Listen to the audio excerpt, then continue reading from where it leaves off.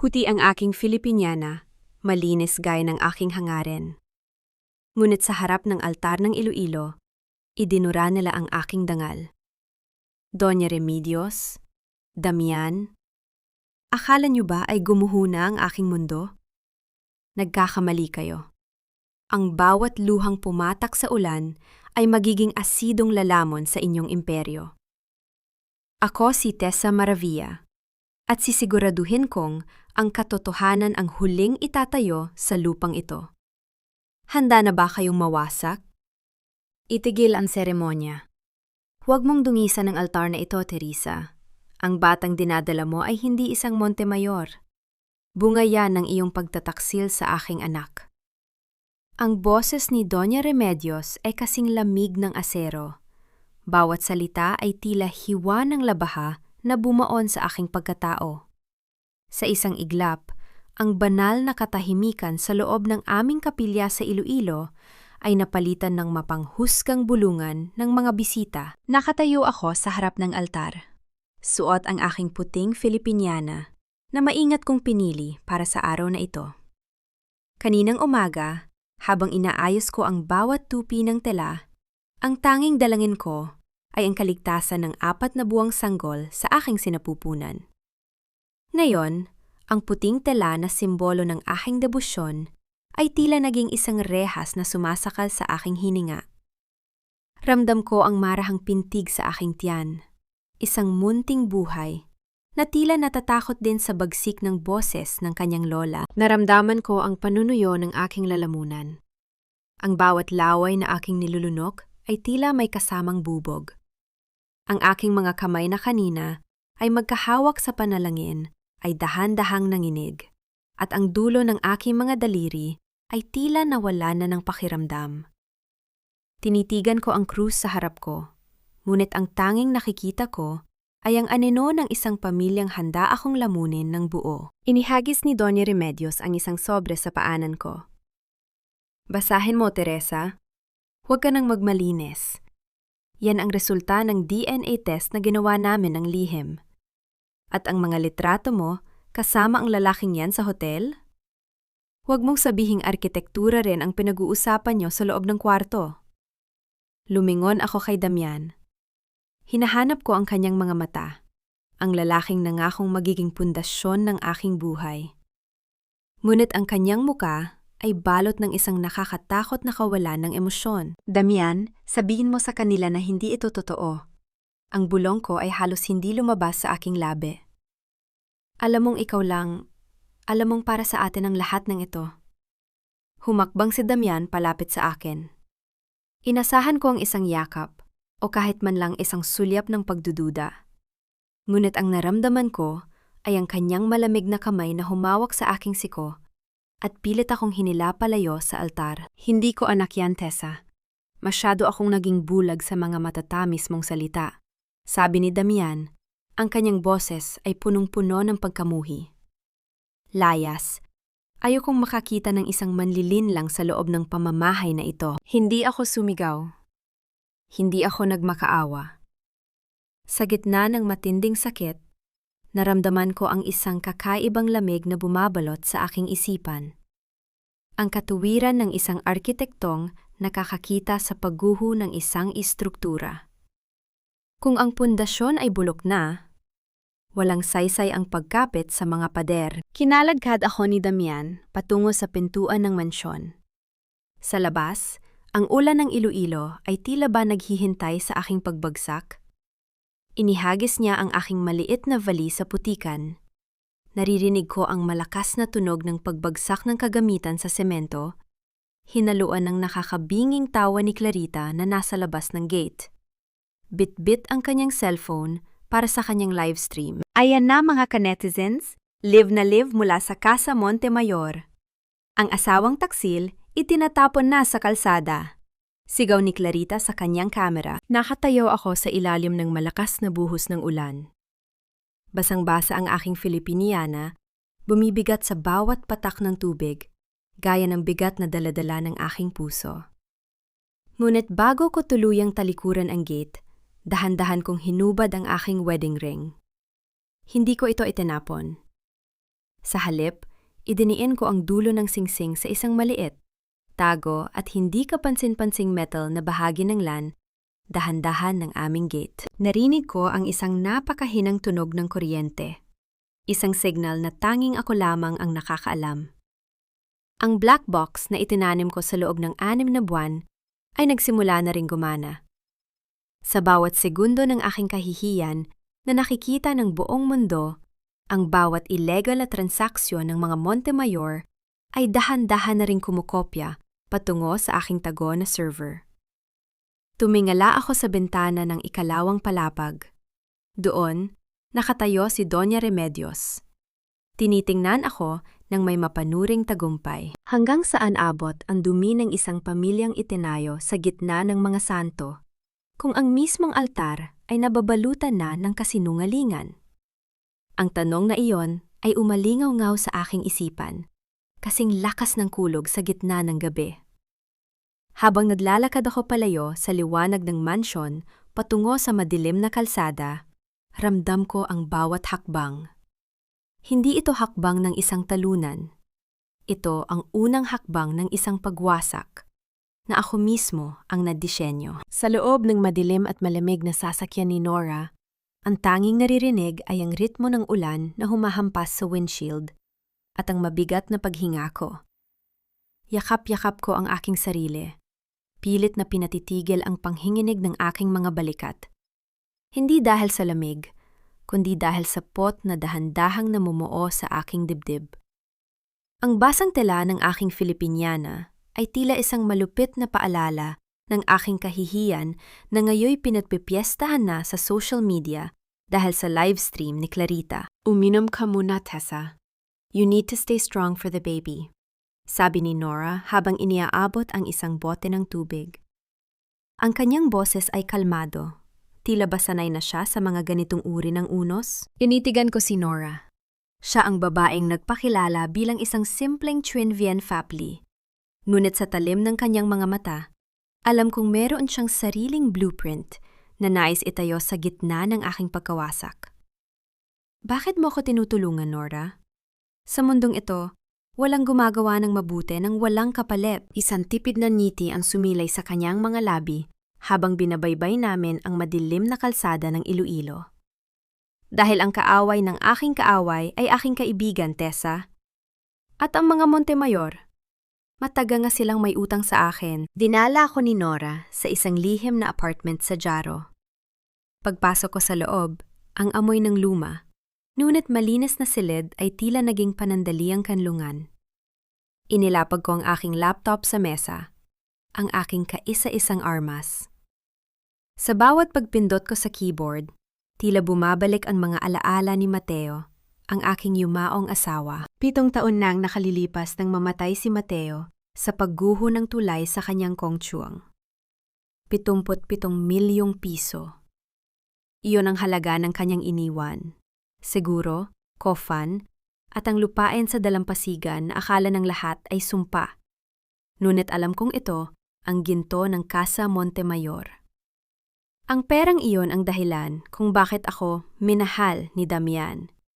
At iyon din ang dahilan kung bakit ako ngayon itinapon ni Doña Remedios. Tingnan mo ito, Tessa, bulong ni Nora, habang inilalapag ang ilang ulat ng bangko sa harap ko.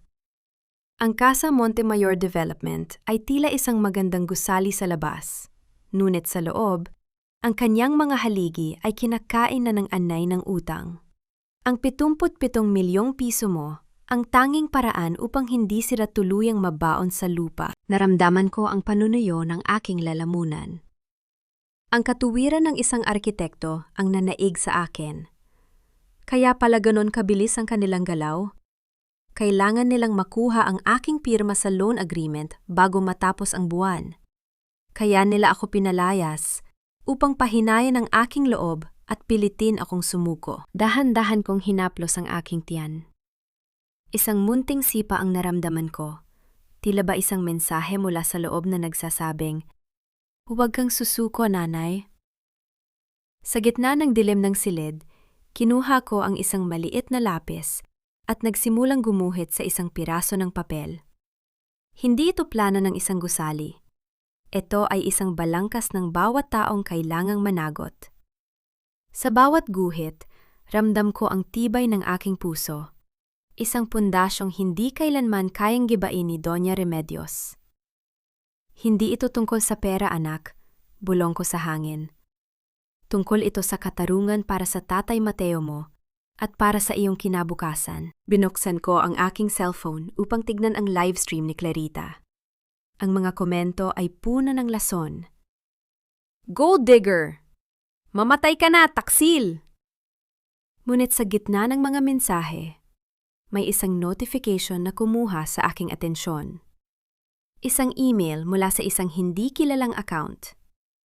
Nanlalamig ang aking buong pagkatao nang i-click ko ang kalakip na file. Ang pirma mo, Tessa, ay hindi lamang tinta sa papel. Ito ang kalayaan mo at ang kaligtasan ng mga taong malapit sa iyo. Ang tinig ni Attorney Felipe Alcantara ay kasing pino ng kanyang suot na barong. Ngunit sa pandinig ko, ito ay tila huni ng isang ahas na dahan-dahang pumupulupot sa aking leeg. Nakaupo siya sa tapat ko sa loob ng maliit na sala ng apartment ni Nora.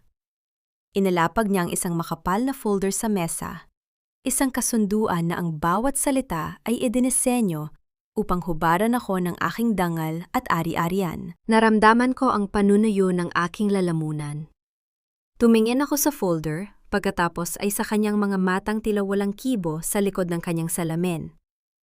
Ramdam ko ang mabilis na pagtibok ng aking puso, ngunit pinilit kong manatiling matatag ang aking mga kamay sa ibabaw ng aking kandungan. Ang katuwiran ko ay ang tanging baluti na natitira sa akin ngayong gabi. Settlement, attorney? Ang boses ko ay kasing lamig ng semento sa construction site. Ibig niyo bang sabihin ay bayad para sa aking pananahimik tungkol sa substandard steel na ginamit niyo sa Iloilo River Project? O bayad ito dahil alam nyo na ang Code S sa mga blueprints ni Mateo ay hindi lang simpleng drawing, kundi isang mapa ng inyong pagnanakaw. Napatigil ang abogado. Ang kanyang mapayapang muka ay bahagyang mayanig, isang mabilis na pagkurap na nagkanulo sa kanyang kaba.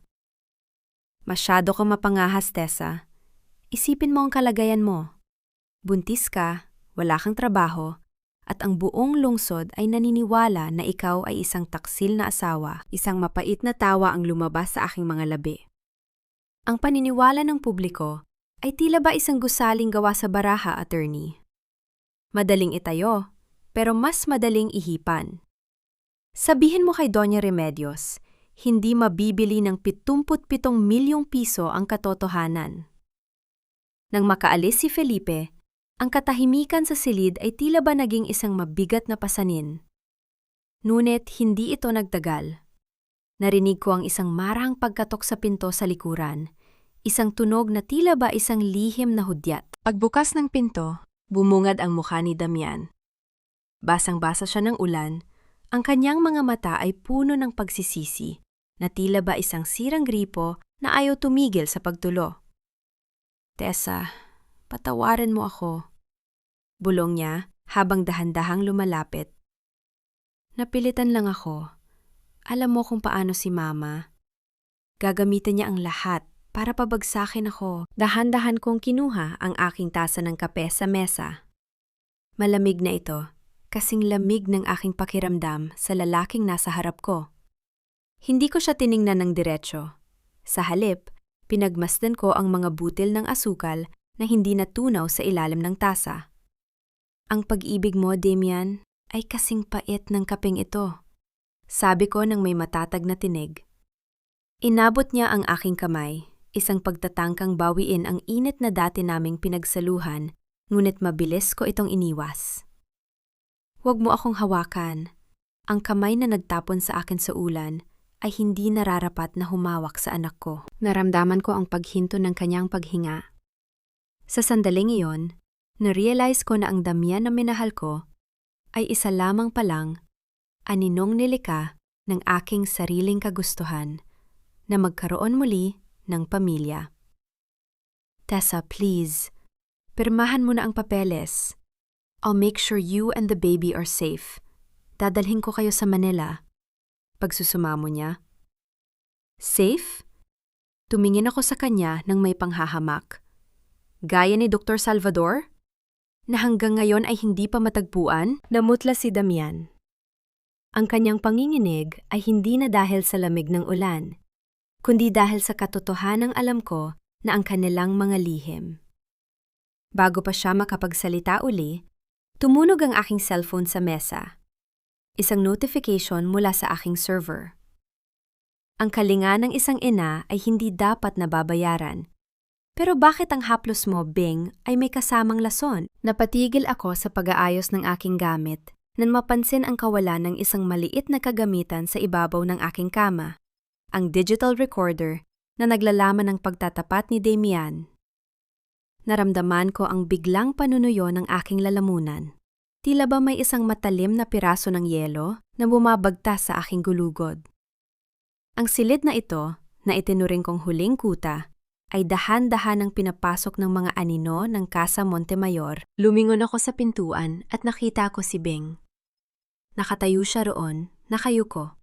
Ang kanyang mga kamay ay nanginginig habang mahigpit na nakahawak sa laylayan ng kanyang tapes.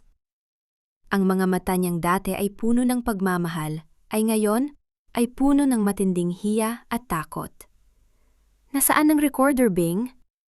Ang boses ko ay kasing lamig ng semento. Walang bahid ng galit, tanging purong katuwiran. Tessa, anak, patawarin mo ako. Hikbi ni Bing. Ang kanyang boses ay gumaralgal sa tindi ng emosyon. Si Rogelio, ang anak ko. Baon siya sa utang sa sugal sa mga tauhan ni Doña Remedios. Sabi ni Attorney Felipe, kung hindi ko ibibigay ang lahat ng makukuha ko sa iyo, mabubulok ang anak ko sa kulungan sa kasong hindi niya ginawa. Naramdaman ko ang paninikip ng aking dibdib. Ang babaeng nagpakain sa akin, ang babaeng nagpunas ng aking mga luha noon mamatay si Mateo, ay siya ring kumuha ng kaisa-isa kong sandata upang iligtas ang sarili niyang dugo. Sa mundong ito, ang pag-ibig ay tila ba naging isang uri ng pera na ginagamit upang ipangbayad sa mga kasalanan ng iba. Inilagay mo ang kinabukasan ng anak ko sa panganib para sa pagkakamali ng anak mo. Bulong ko habang dahan-dahang lumalapit sa kanya. Hindi ko siya sinampal. Hindi ko rin siya pinagsalitaan ng masama. Sa halip, kinuha ko ang isang malinis na panyo sa aking bag at marahan kong pinunasan ang kanyang mga luha, gaya ng ginagawa niya sa akin noon. Ramdam ko ang panghinginig ng kanyang balat sa aking dampi. Tahan na, Bing. Alam kong hindi mo ito ginusto, sabi ko nang may matatag na tinig. Sa sandaling yon, narealize ko na ang pinakamabisang paraan upang talunin ang mga Montemayor ay hindi ang pagpapatapon sa mga taong nagamit nila, kundi ang gawin silang dulo ng aking sariling bitag. Inilabas ko ang isang itim na USB drive mula sa aking bulsa at inilagay ito sa palad ni Bing. Ibigay mo ito kay Doña Remedios. Sabihin mo, nahanap mo ito sa loob ng aking unan. Sabihin mo, nandyan ang lahat ng blueprints at bank records na hinahanap nila. Tessa, anong ibig mong sabihin? Tanong ni Bing. Ang kanyang kalituhan ay bakas sa kanyang mga mata. Gawin mo ang sinasabi ko, Bing. Maging matapat kang giyera para sa kanila habang ako ang nagmamaneho ng katuwiran sa likod mo. Tugon ko habang binubuksan ang aking laptop. Ang laman ng drive na yan ay mga fake blueprints, mga balangkas na magdadala sa kanila sa isang maling investigasyon. Pag-alis ni Bing, hinarap ko ang aking computer screen. Ang black box ay nagbibigay ng hudyat. Isang aberya sa sistema ng kuryente ng mansyon ang nangyayari. Mukhang nahanap na ni Doña Remedios ang pisikal na transmitter na iniwan ko sa ilalim ng landahan-dahan. Hindi ako narito para maging tagapagligtas mo, Tessa. Narito ako para bawiin ang koronang matagal nang ipinagkait sa akin ng pamilyang iyan. Ang tinig ni Nora Sarmiento ay kasing talas ng isang bagong hasang scalpel. Bumasag sa katahimikan ng madilim na apartment. Nakatayo siya sa tapat ng bintana. Ang kanyang anino ay mahaba at tila ba sumasakop sa buong silid. Dahan-dahan siyang lumingon sa akin at sa ilalim ng malamig na liwanag ng buwan, Nakita ko ang isang kislap sa kanyang mga mata na hindi ko napansin noon. Isang kislap ng dugong Montemayor. Naramdaman ko ang panunuyo ng aking lalamunan. Ang aking laptop, na kanina ay abala sa pag-upload ng mga nakaw na data, ay tila ba naging isang mainit na bakal sa aking kandungan. Ramdam ko ang mabilis na pintig ng aking puso sa aking lalamunan. Inakala ko na si Nora ay isang biktima ring gaya ko, isang taong naghahanap ng katarungan. Ngunit sa mundong ito ng mga Montemayor, ang bawat tulong ay may katapat na interes na nakatago sa ilalim ng mga legal na dokumento. Bakit mo ito sinasabi sa akin na yon, Nora? Ang boses ko ay nanatiling mahinahon, kasing lamig ng semento. Is it because you found out that I am not just a pawn in your game? Na mayroon akong sariling black box? Isang mapait na tawa ang lumabas sa mga labi ni Nora. Lumapit siya sa akin at inilapag ang isang kupas na birth certificate sa mesa. Ang pangalan ng ama ay malinaw na nakasulat. Don Luciano Montemayor. Si Luciano ang kaisa-isang lalaking minahal ng nanay ko. Pero itinuring siyang dumi ni Doña Remedios. Paliwanag ni Nora. Ang kanyang mga panga ay nakakuyom sa tindi ng pot. Ayon sa luma nilang diwa ng pamilya, ang kumpanya ay dapat mapunta sa branch ni Luciano kung mapatunayang ang kasalukuyang namumuno ay gumawa ng pandaraya. I am the illegitimate heir, Tessa, at ikaw ang susi ko para sipain si Remedios at Damian sa labas ng boardroom. Kinuha ko ang aking baso ng tubig at uminom ng dahan-dahan. Pinagmasdan ko ang panginginig ng tubig sa loob ng baso. Tila ba sumasalamin sa kaguluhan ng aming mga buhay. Ngunit nang ibaba ko ang baso, ang aking kamay ay matatag na. Tiningnan ko si Nora ng diretso sa kanyang mga mata. Ang mga matang puno ng ambisyon. Gusto mong gamitin ang anak ko at ang dangal ni Mateo para makuha ang Casa Montemayor. Sabi ko nang may matatag na tinig. Pareho lang pala kayo ni Doña Remedios?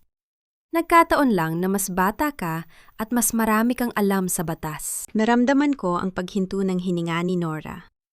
Ang kanyang katuwiran ay bahagyang nayanig sa direkta kong paratang. Don't compare me to that monster, singhal niya, ngunit bakas ang kaba sa kanyang tono. I am helping you. Kung wala ako, nakuha na ni Felipe ang lupa mo. Helping me?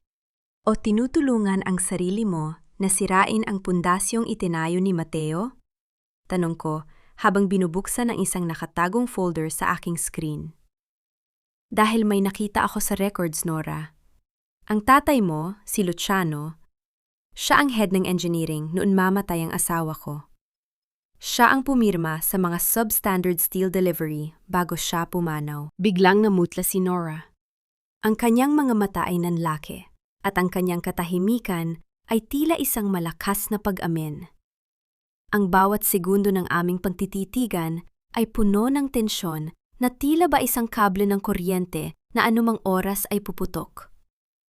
Ang bawat istruktura ay may lihim na itinatago sa kanyang mga haligi. Ngunit paano kung ang mismong pundasyon ng aking pagkatao ang dahan-dahang gumuho? Hindi ako nakasagot agad sa paratang ni Nora. Ang kanyang mga salita ay tila ba isang marahas na lindol na yumanig sa bawat alaala ko kay Mateo. Mateo, ang lalaking tiningala ko. Ang lalaking naging inspirasyon ko sa bawat guhit ng aking lapis. Maaari nga bang ang kaisa-isang taong pinagkatiwalaan ko ng aking buhay ay may kinalaman sa pagkamatay ng kanyang sariling biyenan? Naramdaman ko ang panunuyo ng aking lalamunan. Tila ba punong-puno ng alikabok mula sa isang gumuhong gusali? Ramdam ko ang mabilis na pintig ng aking puso sa dulo ng aking mga daliri. Ngunit sa gitna ng aking pagkakasabog, nanaig ang aking katuwiran. Hindi ako naniniwala sa sabi-sabi. Naniniwala ako sa mga balangkas at konkretong ebidensya. Hindi kita paniniwalaan hanggat hindi ko nakikita ang patunay, Nora. Ang boses ko ay kasing lamig ng asero. Bawat salita ay may timbang ng determinasyon. Ang sabi mo, ang tatay mo ang pumirma. Pero ang sabi ni Mateo, ang pundasyon ay hindi laging nasa lupa. May iniwan siyang mensahe sa mga blueprints. Isang marka na tanging kaming dalawa lang ang nakakaalam. Mabilis kaming kumilos.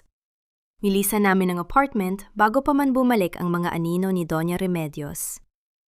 Sa gitna ng kadiliman ng gabi, tinahak namin ang daan patungo sa Iloilo River Bridge, ang huling proyekto ni Mateo. Ang amoy ng alat ng ilog at ang malansang simoy ng hangin ang sumalubong sa amin.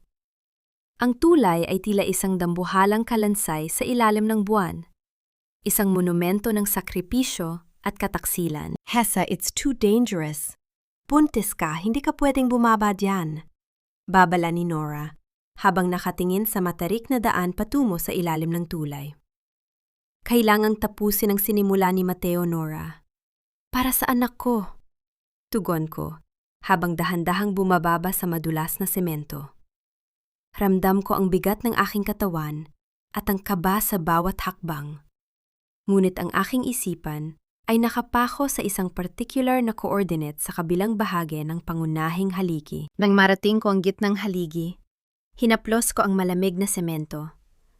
Ramdam ko ang kagaslawan ng ibabaw nito. Ang bawat ukit na tila ba naging huling haplos ni Mateo bago siya pumanaw. Sa sandaling iyon, tila narinig ko ang kanyang bulong sa hangin. Isang paalala ng aming mga pangarap na itinayo sa gitna ng mga blueprint. Isang butil ng luha ang pumatak sa aking pisingi. Hindi dahil sa takot, kundi dahil sa pangungulila sa taong akala ko ay kilala ko ng buo. Mateo, ipakita mo sa akin ang totoo, bulong ko. Sa ilalim ng aking mga daliri, naramdaman ko ang isang maliit na guwang, isang pagkakamali sa pagkakabuhos ng semento na tanging isang bihasang arkitekto lamang ang makapapansin. Ginamit ko ang aking daladalang maliit na martilyo upang tibagin ang manipis na layer ng semento. Doon, bumungad ang isang metal na kahon, kinakalawawang na ngunit matatag pa rin. Nahanap mo ba? Tanong ni Nora mula sa itaas. Ang kanyang boses ay puno ng pananabik. Binuksan ko ang kahon. Sa loob ay may mga orihinal na resibo ng mga substandard na bakal, isang listahan ng mga tauhan ni Don Luciano at isang micro SD card. Ngunit bago ko pa mauri ang lahat, isang matalim na liwanag mula sa isang dambuhalang flashlight ang tumama ng diretsyo sa aking mukha. Ang bawat tibok ng aking puso ay tila isang babala na ang oras ay hindi ko nakaibigan. Sa harap ng mga baril na nakaturo sa akin at ng mapanuyang ngisi ni Attorney Felipe, ang tanging nararamdaman ko ay ang matinding proteksyon para sa munting buhay sa loob ng aking sinapupunan. Ang metal na kahon ni Mateo ay nakadikit sa aking dibdib, kasing lamig ng semento. Ngunit ang laman nito ang magsisilbing mitsa ng kanilang pagsabog. Isuko mo na ang kahon, Tessa. Huwag mo nang hintayin na dumanak ang dugo sa pundasyong ito. Ang boses ni Felipe ay kasing talim ng isang patalim na dahan-dahang humihiwa sa katahimikan ng gabi. Tumingin ako sa rumagasang agos ng Iloilo River sa aking likuran. Bilang isang arkitekto, alam ko ang bawat daloy ng tubig sa ilalim ng tulay na ito. Alam ko kung saan malalim at kung saan may mga nakatagong scaffolding na hindi pa natatanggal. Tumingin ako kay Nora na nasa itaas. Ang kanyang mukha ay balot ng takot, o marahil ay pag-aalinlangan kung dapat ba niya akong tulungan. Attorney Felipe, ang katarungan ay hindi nakukuha sa pagtutok ng baril. Ang boses ko ay nanatiling matatag kasing lamig ng asero. Ang katotohanan ay gaya ng tubig. Hindi mo ito kayang hawakan ng matagal nang hindi ito dumadaloy sa iyong mga daliri. Sa isang mabilis na pagkilos, bago pa man makakilos ang mga gwardya, dinalas kong ibinalot ang aking bag sa aking harapan upang magsilbing proteksyon sa aking tiyan, at tumalon ako patungo sa madilim at malamig na yakap ng ilog. Narinig ko ang malakas na pagtalsik ng tubig na lumamon sa aking buong pagkatao. Ang lamig ay tila mga libu-libong karayom na tumutusok sa aking balat. Ngunit ang aking isipan ay nakapako lamang sa isang layunin. Ang mabuhay. Ginamit ko ang aking natitirang lakas upang lumangoy patungo sa mga anino ng mga tumpok ng kawayan sa gilid ng pampang, kung saan alam kong naghihintay ang isang luma at tago na bangka. Ligtas akong nakarating sa isang kubo sa gitna ng palayan, malayo sa mga mata ng mga Monte Mayor. Doon, sa ilalim ng aandap-andap na liwanag ng kandila, binuksan ko ang micro SD card ni Mateo gamit ang aking laptop. Ang bawat video at dokumentong lumalabas sa screen ay tila mga palasong bumubutas sa aking puso. Nakita ko ang mukha ni Don Luciano, ang tatay ni Nora, habang inuutusan si Mateo na manahimik tungkol sa mga peke reales. Ang matinding galit ko ay dahan-dahang napalitan ng purong lohika. Hindi sapat na ipakulong ko sila. Kailangan kong wasakin ang mismong pundasyon ng kanilang kapangyarihan, ang kanilang pangalan. Sa sumunod na 2 linggo, palihim kong tinipon ang mga pamilyang biktima ng Casa Montemayor. Ang mga inang nawalan ng anak sa mga gumuhong pader, ang mga manggagawang hindi binayaran, at ang mga pamilyang pinalayas sa kanilang mga lupain. Binuo namin ang Montemayor Victims Club. Hindi sila mga saksi lamang. Sila ang aking magiging sandata. Isang gabi, habang nakaupo ako sa sahig ng kubo, kinuha ko ang isang malaking piraso ng Manila paper at nagsimulang gumuhit. Hindi ito plano ng isang gusali. Ito ay isang detalyadong balangkas ng bawat kasinungalingan ni Doña Remedios, bawat utang ni Damian, at bawat peking pirma ni Felipe. Sa bawat guhit ng aking lapis, naramdaman ko ang muling pagkabuo ng aking sariling pundasyon. Hinaplos ko ang aking lumalaki ng tiyan at bumulong sa hangin. Anak, ang itinatayo nating bahay ay hindi gawa sa semento, kundi sa katotohanan. At ang bahay na ito ay kailanman hindi gigiba. Sa sandaling iyon, ang takot ko ay tuluyan ng naglaho, napalitan ng isang mapayapang determinasyon. Isang gabi, biglang tumunog ang aking telepono. Isang mensahe mula kay Damian. Tessa, alam kong nahanap mo ang ebidensya. Nagkakagulo na sa kumpanya. Si Mama, balak niyang itakas ang lahat ng pera sa ibang bansa bukas. Magkita tayo sa tapat ng simbahan sa 8:00 ng umaga. Pakiusap, bigyan mo ako ng pagkakataong itama ang lahat. Ang bawat bitak sa semento ay salamin lamang ng bitak sa kanilang budi. At ngayong gabi, sisiguraduhin kong maririnig ng buong mundo ang pagguho ng kanilang huwad na dambana. Sa loob ng madilim na silid ng aking tago na kinaroroonan, ang tanging tanglaw ko ay ang asul na liwanag mula sa monitor ng aking laptop. Ramdam ko ang init ng kagamitan sa aking mga hita, isang paalala na ang katotohanan ay nagbabaga na at handa ng sumabog.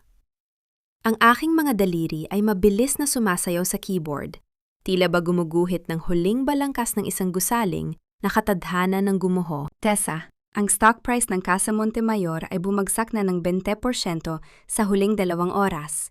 Bulong ni Nora habang nakatingin sa kanyang sariling tablet. Ang kanyang boses ay may halong gulat at paghanga. Ang mga ulat tungkol sa substandard steel at ang mga dokumentong nakuha natin sa tulay, kumakalat na ito na parang wildfire. Hindi ako lumingon. Ang katuwiran ko ay nakatutok lamang sa bawat file na aking ginagawang pampubliko. Hindi sapat ang pagbagsak ng pera, Nora. Kailangan nilang maramdaman ang bigat ng bawat pamilyang binalasubas nila. Inilabas ko ang serya ng mga dokumentong nagpapatunay na ang mga proyektong pangmasa ng Casa Montemayor ay sadyang tinipid upang pondohan ang marangyang pamumuhay ni Doña Remedios at ang mga utang ni Damian. Isinama ko ang mga litrato ng mga bitak sa dingding ng mga bahay sa relocation sites. Itinatabi sa mga resibo ng mga mamahaling alahas na binili ng Donya sa parehong buwan. Sa kabilang panig ng lungsod, nakita ko sa aking screen ang live stream ni Clarita. Ngunit sa pagkakataong ito, wala na ang kanyang mapanuring ngisi. Ang kanyang mga mata ay pabalik-balik ang tingin sa kanyang screen habang binabasa ang mga komento ng kanyang mga followers. Bakit gumuho ang pader sa puro 4? Tanong ng isang netizen. Totoo ba na ang perang pambili ng bakal ay ibinulsa nyo? Dagdag pa ng isa. Nakita ko ang panginginig ng kamay ni Clarita habang hawak ang kanyang cellphone. Ang kanyang marites throne na itinayo niya sa paninira sa akin ay dahan-dahan ng nayayanig. Sa bawat segundo, nawawalan siya ng libu-libong followers. Ang mga taong dati ay tumatawa sa aking kahihiyan ay sila nang ngayong sumisigaw ng hustisya laban sa mga Montemayor. Sa gitna ng ingay ng mga notification at na mabilis na daloy ng impormasyon, naramdaman ko ang munting sipa sa loob ng aking tiyan. Napatigil ako sa pag-type at dahan-dahan kong inilagay ang aking palad sa bahaging iyon ng aking katawan. Ramdam ko ang init at ang pintig ng buhay. Isang buhay na hindi binuo sa takot, kundi sa pag-asa. Nararamdaman mo ba, anak? Bulong ko sa hangin, habang ang isang butil ng luha ng katuwaan ay dahan-dahang gumulong sa aking pisingi. Ang mundong itatayo ko para sa iyo ay hindi na muling magigiba ng kanilang mga kasinungalingan. Sa sangdaling yon, ang katahimikan ng gabi ay tila naging isang banal na basbas sa aking misyon. Muling nagsalita si Nora. Ang kanyang muka ay balot ng seryosong ekspresyon. Naglabas na ng pahayag si Doña Remedios. Hindi siya nagtatago. Sa katunayan, inimbitahan niya ang lahat sa katedral bukas para sa Grand Redemption Mass. Sinasabi niya na ang lahat ng lumalabas sa internet ay paninira lamang ng mga taong gustong sirain ang kanyang pamilya. Isang matalinong galaw. Malamig kong sagot habang isinasara ang aking laptop. Gagamitin niya ang altar upang takpan ang kanyang dumi. Inaasahan niyang hindi natin kayang gumawa ng eksena sa loob ng bahay ng Diyos. Tumingin ako sa bintana kung saan ang mga ilaw ng Iloilo ay tila mga nanunuya na mata. Ang bawat gusali ng Casa Montemayor na nakatayo sa lungsod na ito ay tila ba humihingi na rin ng katarungan. Security! Ilabas ang babaeng yan! Pinababoy niya ang bahay ng Diyos sa kanyang presensya! Ang boses ni Doña Remedios ay umalingaw-ngaw sa matatayog na pader ng Jarrow Cathedral, kasing talas ng kidlat na humihiwa sa katahimikan ng banal na misa. Nakatayo siya sa pulpit, hawak ang kanyang rosaryo na gawa sa mamahaling perlas, habang ang kanyang muka ay balot ng isang pekeng kabanalan na tila ba siya ang kaisa-isang tagapagtanggol ng katuwiran sa buong Iloilo. Nasa bungad ako ng dambuhalang pintuan ng simbahan. Ramdam ko ang lamig ng hawak ang gawa sa tanso na dumiin sa aking palad. Nakasuot ako ng isang asul na Filipiniana. Isang kulay na hindi para sa pagluluksa, kundi para sa paniningil. Ang tela nito ay matigas at pormal. Tila ba nagsisilbing balute para sa munting buhay na pumipintig sa loob ng aking sinapupunan. Hindi ako tumakbo. Hindi ako nagtago sa likod ng mga anino. Sa bawat pagtapak ng aking sapatos sa marmol na sahig, naririnig ko ang tuyong tunog ng aking determinasyon na tila ba isang oras ang bumibilang sa huling sandali ng Imperyong Montemayor. Ang mga flash ng kamera mula sa mga mamamahayag ay tila mga kidlat na tumatama sa aking muka. Ngunit nanatiling diretso ang aking tingin. Hindi ang Diyos ang binababoy ko, Doña Remedios. Ang boses ko ay umalingaw-ngaw, kasing lamig ng semento sa ilalim ng ulan. Kundi ang inyong pangalan na itinayo niyo sa ibabaw ng mga bangkay at mga nakaw na lupain. Napatigil ang lahat. Maging ang mga choir ay natahimik. Nakita ko ang pagbagsak ng panga ni Damian na nakaupo sa unang hanay ng mga upuan. Ang kanyang muka ay naging kasing puti ng kanyang barong nang makita niya akong buhay at matatag sa kanyang harapan. Mabilis na humarang si Attorney Felipe Alcantara, dala ang kanyang mapanuyang ngiti. Mrs. Maravilla, o kung sinuman ang tunay na ama niyan, wala kang karapatang manggulo rito. Mayroon kaming hawak na dokumentong pirmado mo, isang voluntaryong pagsuko ng lahat ng ari-arian ni Mateo, kapalit ng iyong kalayaan mula sa mga kaso ng libel. Dahan-dahan kong inayos ang aking tabing na itim, isang kilos na puno ng pino at nakakatakot na kalmado. Tinitigan ko si Felipe, Pagkatapos ay ibinaling ko ang aking paningin sa dambuhalang krus sa likod ng altar. Ang katarungan, attorney, ay hindi matatagpuan sa mga peking pirma na ginamitan nyo ng digital manipulation. Sabi ko ng may matatag na tinig.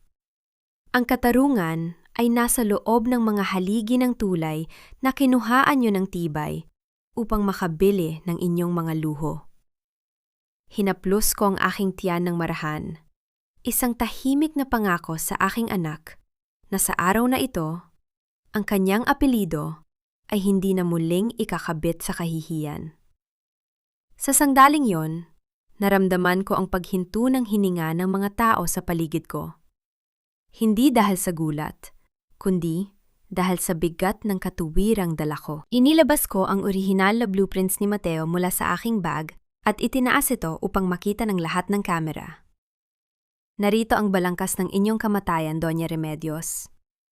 Ang bawat piraso ng substandard na bakal na ipinalit nyo sa buhay ni Mateo, nakalista rito. Security! Iligpit niyo ang babaeng yan! Bulyaw ni Remedios. Ang kanyang maskara ng kagalangan ay tuluyan ng natunaw. Inilalantad ang isang halimaw na nagkukubli sa likod ng mga dasal. Naramdaman ko ang paglapit ng dalawang malalaking lalaki sa aking likuran. Ngunit bago pa nila ako mahawakan, ang malalaking pintuan ng katedral ay muling bumukas ng marahas. Ang bawat yabag ng sapatos ni Dr. Salvador Ibanez sa marmol na sahig ng katedral ay tila ba tunog ng isang hatol na hindi na mababago. Ang amoy ng insenso ay biglang napalitan ng amoy ng malamig na katotohanan. Nakapayo ako sa gitna ng pasilyo. Nararamdaman ang bawat sulyap ng mga tao na tila ba mga palasong bumabalik sa kinaroroonan ng pamilya Montemayor. Hindi ako napatay ng inyong mga tauhan, Doña Remedios. Ang boses ni Dr. Salvador ay gumaralgal, ngunit puno ng otoridad, umalingaw-ngaw sa bawat sulok ng simbahan.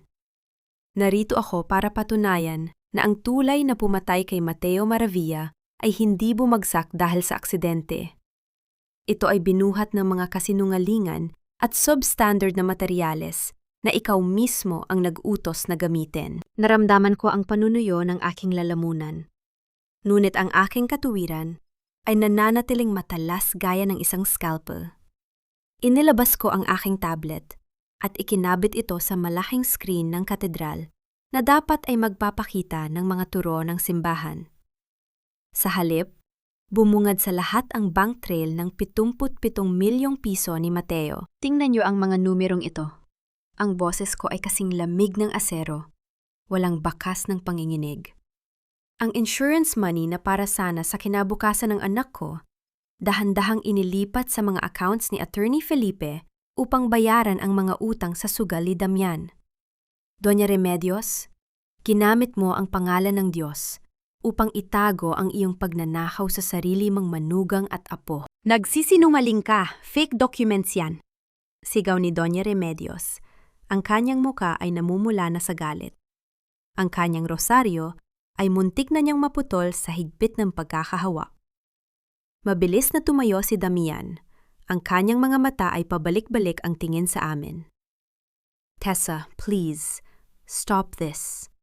Pag-usapan natin ito sa bahay. This is not the place for family issues. Tinitigan ko si Damian ng diretso sa kanyang mga mata. Ang mga matang dati ay tinitingnan ko ng may pag-ibig. Ngunit ngayon ay wala na, kundi panghahamak. Family? Ang pamilya, Damian, ay hindi isang lugar kung saan ang isang buntis na asawa ay itinatapon sa ulan para lamang protektahan ang iyong mana. You didn't doubt the baby, Damian. You just found him cheaper than your status as a Montemayor. Isa kang halamang, walang gulugod, na dumidepende lamang sa lason ng iyong ina. Dahan-dahan kong inilagay ang aking palad sa aking lumaki ng tiyan. Tinitiyak na ang bawat camera ay nakatutok sa sandaling iyon. Ramdam ko ang munting sipa sa loob. Tila ba sumasang-ayon ang aking anak sa bawat salitang lumalabas sa aking bibig? Tumingin ako sa krus at bumulong ng mahina. Sapat na upang marinig ng mga unang hanay ng mga upuan. Ang batang ito ay hindi na kailanman tatawaging Montemayor. Simula sa araw na ito, kukunin niya ang apelidong Maravilla, ang apelido ng isang lalaking marangal na pinatay ninyo dahil sa inyong kasakiman. Sa sandaling iyon, ang katahimikan ng katedral ay tila naging isang banal na saksi sa aking deklarasyon ng kalayaan. Inilabas ko ang huling piraso ng ebidensya, ang orihinal na DNA result mula sa main office ng laboratorio na hindi kailanman na-tamper ni Felipe. Damian, narito ang katotohanan na pilit mong itinago. Ikaw ang ama. At sa bawat gabi ng iyong buhay, maaalala mo na ikaw mismo ang nagtapon sa kaisa-isa mong anak sa putikan. Naramdaman ko ang paghinto ng hininga ni Doña Remedios. Ang kanyang kumpiyansa ay tuluyan ng gumuho. Ang kanyang Grand Redemption Mass ay naging kanyang sariling pampublikong pagbitay. Huwag niyo siyang alalayan. Hayaan niyo siyang dumanas ng kahihiyang higit pa sa sakit na idinulot niya sa mga taong kinuhaan niya ng tahanan. Ang sigaw ko ay umalingonggaw sa loob ng katedral, sapat na upang mapatigil ang mga paramedics na lalapit sana kay Doña Remedios. Nakatayo ako ng matuwid.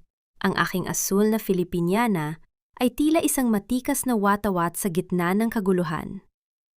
Tinitigan ko ang aking biyenan na nakahandusay sa marmol na sahig. Nakita ko ang mabilis na paghurap ng kanyang mga mata at ang bahagyang paggalaw ng kanyang mga daliri. Isang malinaw na senyales na ang kanyang atake sa puso ay isa na namang sarswela. Madam, ang inyong pulso ay matatag gaya ng inyong kasakiman. Malamig kong sabi habang iniharap ang mikropono sa kanya. Naririnig niyo ba ang tinig ni Attorney Felipe sa radyo? Pinatunayan niya lang sa buong Iloilo na ang pamilyang Montemayor ay hindi lamang magnanakaw, kundi mga mamamatay tao. Sinisimula niyo ng gibain ang relocation site? Panuurin niya ito. Mabilis kong pinindot ang remote control ng screen. Ang livestream ni Clarita ay biglang lumitaw. Ngunit sa pagkakataong ito, hindi ang aking kahihiyan ang ipinapakita niya. Nakatayo si Clarita sa tapat ng mga dambuhalang bulldozer sa relocation site. Nanginginig ang kanyang kamay habang hawak ang cellphone. Mga ka-netizens, hindi ko na kaya ito! Hiyaw ni Clarita sa screen. Ang kanyang boses ay puno ng takot. Inutusan ako ni Attorney Felipe na huwag patayin ang livestream para ipakita ang kapangyarihan nila. Pero may mga bata sa loob ng mga bahay. Tulong! Tawagan yung mga pulis! Naramdaman ko ang paninigas ng panga ni Doña Remedios.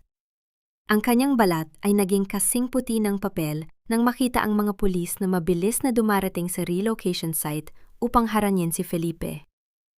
Ang bitag na inilaan nila para sa mga saksi ay naging isang pampublikong hatol na napanood ng libo-libong tao. Dahan-dahang tumayo si Remedios. Wala na ang kanyang panghihina. Ang kanyang maskara ay tuluyan ng nadurog, inilalantad ang isang matandang babaeng balot ng pot. Akala mo ba ay mananalo ka, Teresa? Lahat ng dokumentong yan ay may pirma ni Damian. Kung babagsak ako, isasama ko ang anak ko. Lumingon ako kay Damian. Ang kaisa-isang lalaking pinagkatiwalaan ko pagkatapos ni Mateo ay nakatitig sa kanyang ina ng may matinding pait. Ipinain mo ako, Mama. Ang boses ni Damian ay tila isang naghihingalong bulong. Kinamit mo ang pangalan ko sa lahat ng pandaraya para ikaw ang manatiling malinis? Naglakad ako patungo sa upuan, kung saan dati kaming magkatabing nananalangin ni Mateo. Hinaplos ko ang bakanteng espasyo sa tabi ko. Dinaramdam ang lamig ng kahoy na tila ba isang huling paalam sa kanya. Sa gitna ng sigawan at gulo sa loob ng simbahan, nahanap ko ang isang sandali ng wagas na katahimikan. Mateo, tapos ng ulan! Bulong ko sa hangin. Sa sandaling yon, ang bigat na pilit kong binuhat sa loob ng 7 taon ay tila ba dahan-dahang naglaho na palitan ng isang mapayapang katuwiran na hindi na kailanman mababali. Tiningnan ko ang krus. At sa unang pagkakataon, hindi ako humingi ng saklolo. Nagpasalamat ako para sa lakas na ibinigay sa akin upang itayo ang katarungan mula sa sarili kong mga luha. Lumapit ang mga ahente ng NBI kay Doña Remedios at Attorney Felipe na dinalas-dalas ng dinalas sa loob ng katedral matapos mahuli sa demolition site. Ang tunog ng malamig na bakal ng posas na dumaan sa mga pulso ng Donya ay tila isang matamis na musika sa aking pandinig. Doña Remedios Montemayor, you are under arrest for grand fraud, attempted murder, and illegal demolition. Anunsyo ng opisyal. Tumingin si Remedios sa kanyang mga kaibigang elitista na kanina lang ay nakikinig sa kanyang misa. Ngunit isa-isa silang tumalikod, umiiwas sa kanyang mga mata. Ang hiya na kanyang pinakaingatan ay naging kanyang sariling bilangguan.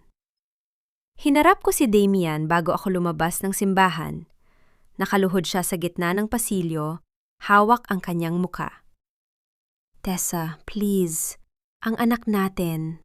Pagsusumamo niya, tinitigan ko siya ng walang kahit anong emosyon.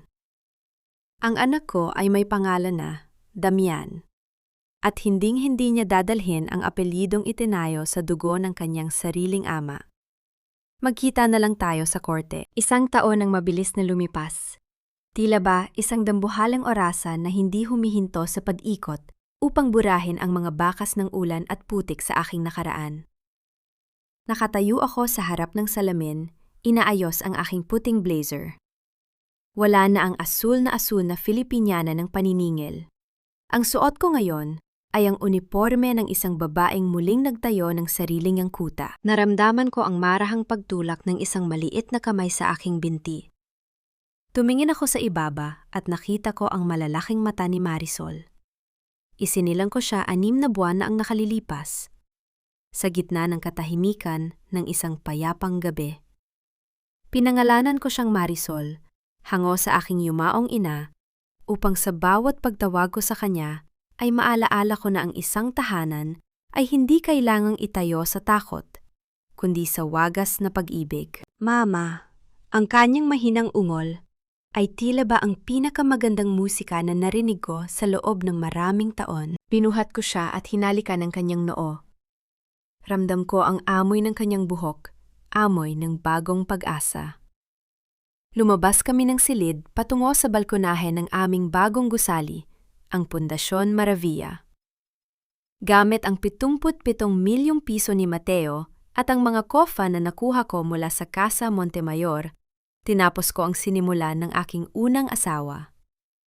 Ang mga substandard na pader sa relocation sites ay giniba ko at muling itinayo gamit ang pinakamatibay na asero at semento. Sa kabilang panig ng lungsod, ang balita tungkol kay Doña Remedios ay tila ba isang luma at kupas na diaryo na lamang. Nabalitaan ko na nananatili siya sa loob ng provincial jail. Kinalimutan ng kanyang mga dating kaibigan. Ang kanyang boses na dati ay puno ng kapangyarihan ay napalitan na ng mahihinang pagsusumamo na walang nakikinig. Si Attorney Felipe naman ay tuluyan ng natanggalan ng lisensya at nahaharap sa habambuhay na pagkabilanggo. Naglakad ako patungo sa main lobby ng gusali para sa inaugurasyon. Nakita ko ang isang pamilya na bulto ng lalaki na nakatayo sa dulo ng kalsada. Si Damian. Hindi siya lumapit. Nakasuot siya ng isang simpleng polo na kupas na ang kulay. Malayo sa karangyaan ng kanyang nakaraan. Nagtatrabaho siya ngayon bilang isang common laborer sa construction site ng mga biktima. Isang paraan ng kanyang dahan-dahang pagbabayad sa kanyang mga pagkakamali. Nagtama ang aming paningin. Itinaas ko ang aking no, hindi dahil sa galit, kundi dahil sa pagkilala na ang lalaking ito ay isa na lamang anino sa aking buhay. Huminga ako ng malalim.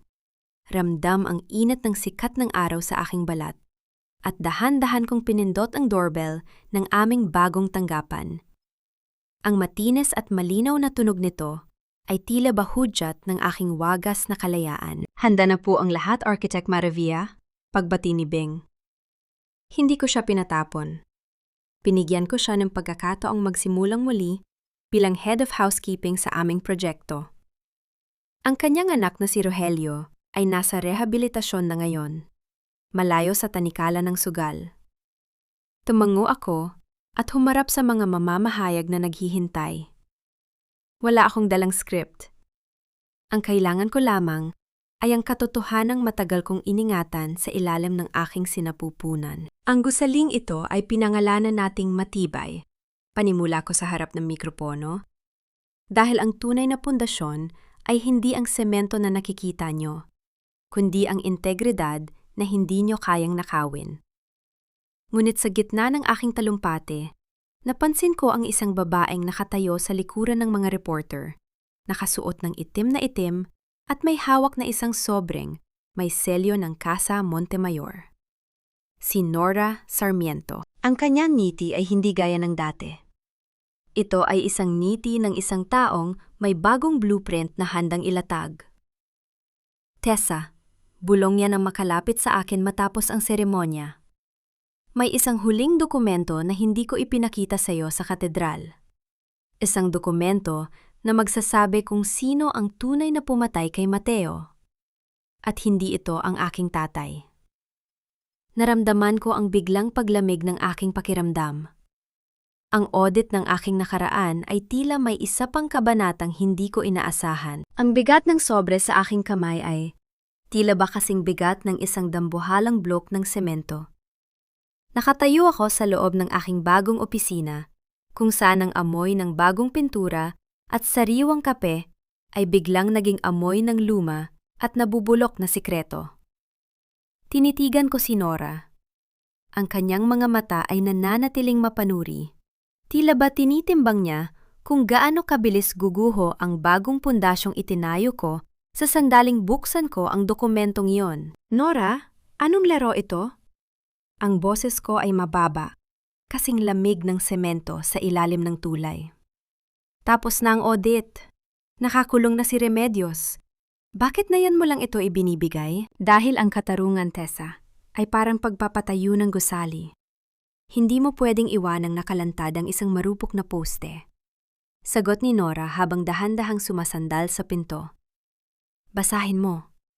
Doon mo malalaman na ang lalaking kinasama mo sa loob ng 3 taon ay hindi lang huli sa balita.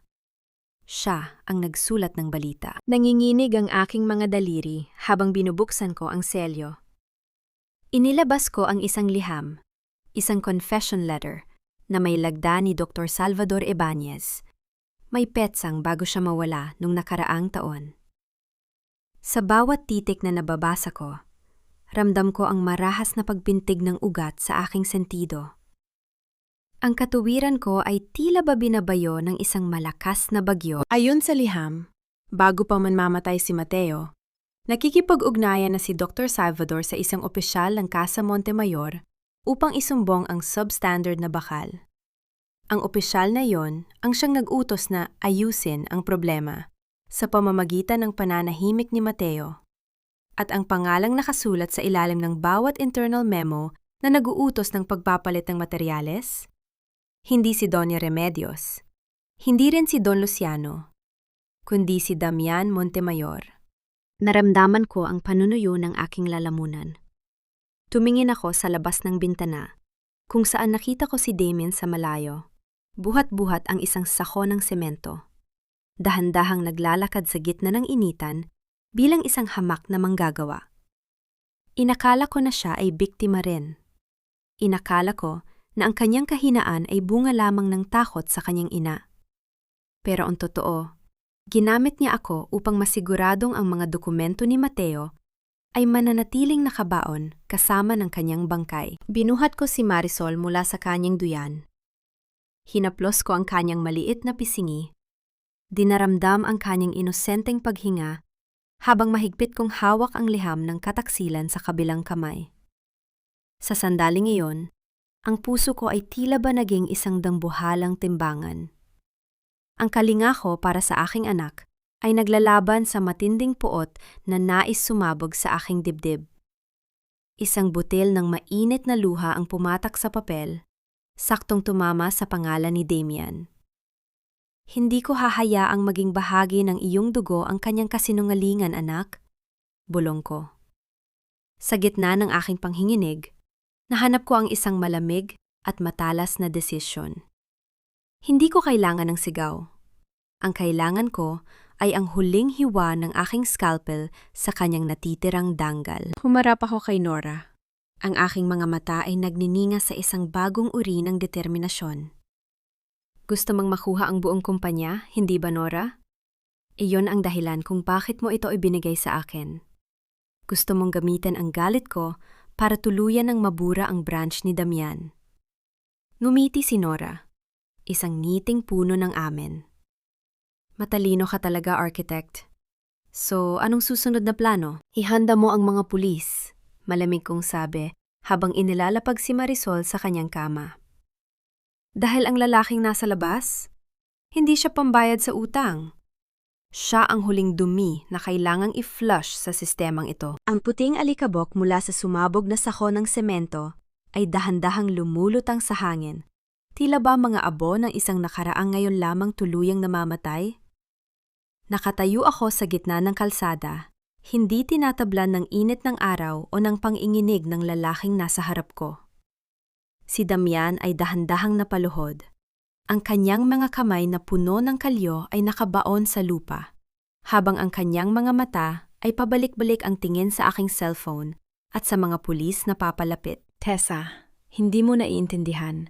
I did it for us. Para hindi tayo mabaon sa utang ni Mama.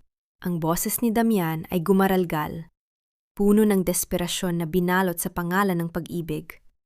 Kung hindi namatay si Mateo, kukunin niya ang lahat. Wala tayong magiging buhay. Tinitigan ko siya ng may nakamamatay na katahimikan. Ang bawat salita niya ay tila mga huling piraso ng isang sirang balangkas na tuluyan ang bumabagsak sa aking paanan. Huwag mong gamitin ang pangalan ko upang takpan ang iyong kaduwagan, Damian. Ang boses ko ay kasing lamig ng asero. Hindi mo pinatay si Mateo para sa ating buhay. Pinatay mo siya dahil natatakot kang maging wala sa paningin ng iyong ina. At ngayon, tignan mo ang iyong sarili. Mas mababa ka pa sa sementong kinalalagyan mo. Mabilis na lumapit ang mga pulis. Narinig ko ang tuyong tunog ng malamig na bakal ng posas na dumaan sa mga pulso ni Damian. Ang kanyang mga hiyaw ng pagmamakaawa ay tila ba mga huni na lamang ng hangin sa aking pandinig. Hindi ako lumingon nang hatakin siya patungo sa mobile unit. Ang bawat hakbang ko pabalik sa aking gusali ay puno ng bigat ng katarungan. Ngunit ang aking puso ay tila ba dahan-dahan ng lumuluwag. Sa loob ng boardroom ng Casa Montemayor, na ngayon ay nasa ilalim na ng aking pamamahala, nakatayo si Nora Sarmiento. Hawak niya ang kanyang huling dokumento, ang kanyang niti ay tila isang babala na hindi pa tapos ang kanyang sariling ambisyon. Congratulations, Architect Maravilla! You are now the queen of a graveyard, panunuian ni Nora habang inilalagay ang kanyang bag sa mesa. Now, shall we talk about the merger? O kailangan ko pang maglabas ng panibagong sikreto? Tumingin ako sa kanya ng diretsyo. Inilapag ko ang aking laptop sa harap niya at binuksan ang isang file na hindi niya inaasahan. The merger is cancelled, Nora. At tungkol sa branch ni Luciano? I already filed a petition to freeze your claims. Ayon sa forensic audit ng Black Box, ang tatay mo ay hindi lang kasabwat. Siya ang nagpondo sa mga illegal na offshore accounts na ginagamit niyo ngayon. Namutla si Nora. Ang kanyang kumpiyansa ay tila ba isang pader na biglang nagkaroon ng malaking bitak. You wouldn't dare, bulong niya.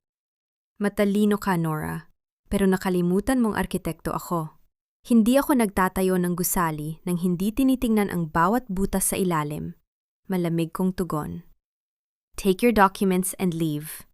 Hinding-hindi mo na muling madudungisan ang pangalang Maravilla. Nang makaalis si Nora, lumakad ako patungo sa malawak na bintana ng aking opisina. Nakita ko ang dapit hapon ng Iloilo na nagkukulay kahel at lila. Kinuha ko ang orihinal na kumpas ni Mateo na matagal kong itinago. Marahan ko itong inilapag sa ibabaw ng aking bagong blueprint.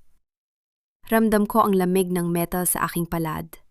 Tila ba isang huling haplos ng kaisa-isang lalaking tunay na nagmahal sa akin. Mateo, tapos ng audit. Bulong ko sa hangin. Sa sandaling ngayon, ang luha na matagal kong pinigilan ay dahan-dahang gumulong sa aking pisingi. Hindi dahil sa sakit, kundi dahil sa wagas na kapayapaan. Ang pundasyon na itinayo ko ay hindi gawa sa semento, kundi sa katotohanang kailanman ay hindi na muling gigibain. Lumabas ako ng gusali at pinuhat si Marisol mula sa kalinga ni Bing. Ang kanyang inosenteng tawa ay tila ba ang pinakamatibay na haligi ng aking bagong buhay. Tumingala ako sa langit at huminga ng malalim. Ang ulan ay tumila na at sa wakas, ang bawat balangkas ng aking kinabukasan ay ako na ang may hawak ng panulat. Habang papasok ako sa aking sasakyan, isang huling mensahe ang pumasok sa aking cellphone mula sa isang unknown number. Binuksan ko ito at ang bumungad sa akin ay isang maikling video clip. Ito ay si Dr. Salvador Ibanez, buhay, at nasa isang ligtas na pasilidad sa ibang bansa. Lumingon siya sa kamera at bumulong, "Tessa, ang 77 milyong piso, simula pa lang iyon." Mayroon pang isang account na hindi nahanap ng mga Montemayor. Isang account na para sa pagbabago ng buong industriya. Naramdaman ko ang mabilis na pagtibok ng aking puso. Ang digmaan sa Casa Montemayor ay tapos na, ngunit ang aking misyon bilang Architect of Truth ay nagsisimula pa lamang. Ang dapit hapon sa Iloilo River ay tila isang dambuhalang canvas na pininturahan ng kulay kahel at ginto. Isang marahang pamamaalam ng araw sa lungsod na naging saksi sa aking pagkawasak at muling pagkabuo. Nakatayo ako sa balkonahe ng pinakabagong gusali ng Pundasyon Maravilla. Ang hangin ay sariwa, malayo sa malansang amoy ng semento, at kalawang na dati ay sumasakal sa aking bawat paghinga. Isang taon na ang lumipas mula nang gumuho ang Imperyong Montemayor. Nabalitaan ko na si Doña Remedios ay nananatiling tahimik sa loob ng infirmary ng bilangguan. Ang kanyang dambuhalang hiya ay naging kaisa-isa niyang kasama sa bawat gabi. Si Damian naman ay nahaharap sa habambuhay na sentensya. Balita ko ay hindi na siya bumabate sa kahit na sino. Tila ba tuluyan na ring nabaon ang kanyang kaluluwa sa ilalim ng mga substandard na bakal na kanyang pinirmahan. Ang kanilang yaman ay hindi nakabili ng katahimikan sa harap ng wagas na katuwiran. "Mama, look, the bridge is glowing!" Ang masiglang tawag ni Marisol ay bumasag sa aking pagmumuni-muni. Lumapit siya sa akin. Ang kanyang mga mata ay nagniningas sa katuwaan habang nakaturo sa Iloilo River Bridge na ngayon ay napapalamutian na ng mga ilaw. Ang tulay na yon, ang huling hantungan ni Mateo, ay isa na ngayong simbolo ng kaligtasan para sa libo-libong mamamayan. Binuhat ko si Marisol at dahan-dahan kong hinaplos ang kanyang buhok. Ramdam ko ang tibok ng kanyang puso, isang pintig na malaya sa anumang tanikala ng nakaraan. Kinuha ko ang orihinal na wedding ring ni Mateo na matagal ko nang itinago sa loob ng isang maliit na kahon. Hindi ko na ito isusuot. Sa halip, lumakad ako patungo sa dalampasigan at marahan kong ibinaon ang singsing sa ilalim ng isang matibay na puno ng nara na itinanim ko para sa kanyang alaala. Ramdam ko ang init ng lupa sa aking mga daliri. Tila ba isang huling pakikipagkamay sa lalaking nagturo sa akin na ang tunay na pundasyon ay hindi nakikita ng mata. "Mateo, tapos ng audit," bulong ko sa hangin. Sa sandaling yon, ang huling butil ng luha na aking pinakawalan ay hindi dahil sa sakit, kundi dahil sa pagkilala na sa wakas, pinatawad ko na ang aking sarili sa pananatili ng matagal sa dilim. Ang kalinga na dati ay pilit kong hinahanap sa pamilya Montemayor. Nayon ay abot kamay ko na sa bawat pamilyang nakatira sa proyektong matibay. Hindi na ako ang arkitektong bumubuo ng mga pader para itago ang dumi ng iba. Ako na ang tagapagtanggol ng katotohanan na dahan-dahang nagbabago sa mukha ng industriya.